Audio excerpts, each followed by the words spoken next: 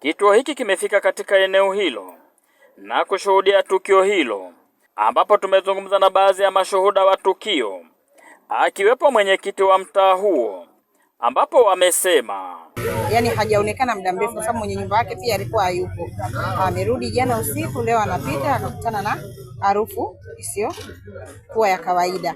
Akajaribu kuita kimya, akapiga simu yake akakuta simu inaitia ndani. Sababu wengi humo wanaokaa nao, waropakana nao chumba, wenzie hawapo, ni wanafunzi wenzie.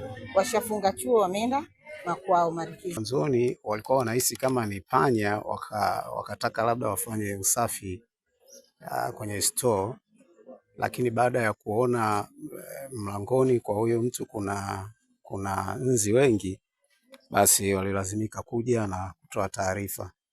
Na mimi baada ya kufika hapa niliwasiliana na viongozi wangu kwa maana ya maafisa wa polisi kwa ajili ya kuja kufanya utaratibu, lakini pili kuja kuhakiki kwamba je, tukio hili limetokea kweli, na kama ndugu waandishi wa habari mnavyoona kweli tukio limetokea. Na masikitiko makubwa kuwa tumeondokewa na mwanafunzi mwenzetu, mwanafunzi wa mwaka wa 3 kozi ya ualimu wa masomo ya sayansi.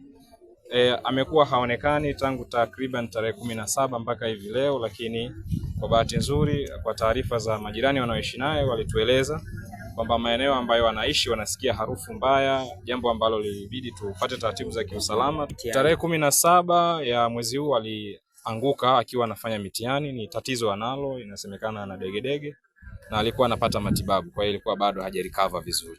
Akithibitisha kutokea kwa tukio hilo, kamanda wa polisi mkoa wa Morogoro, Sakapo Alex Mkama amesema marehemu amebainika akiwa amekufa ndani ya chumba alichokuwa amepanga, alichokuwa akiishi majira ya saa 5 asubuhi, na jitihada za kufungua mlango wake zimefanyika baada ya kuwa imesikia harufu kali ikitokea mle chumbani.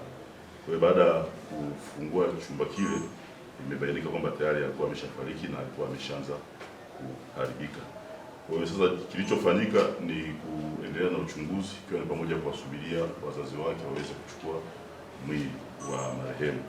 Kwa hiyo uchunguzi wa awali umebaini kwamba kifo chake kimetokana na maradhi ya kawaida, ikiwa ni kwamba ameanza kuugua tangu tarehe 17 alipokuwa kwenye chumba cha mtihani chuo kikuu cha MUM, na baadaye akapelekwa nyumbani kwa mapumziko. Kwa hiyo tangu wakati huo hakuweza kuonekana mpaka leo ilipobainika kwamba amefariki. Nikiripoti kutoka mkoani Morogoro, mimi ni Sifuni Mshana wa ITV.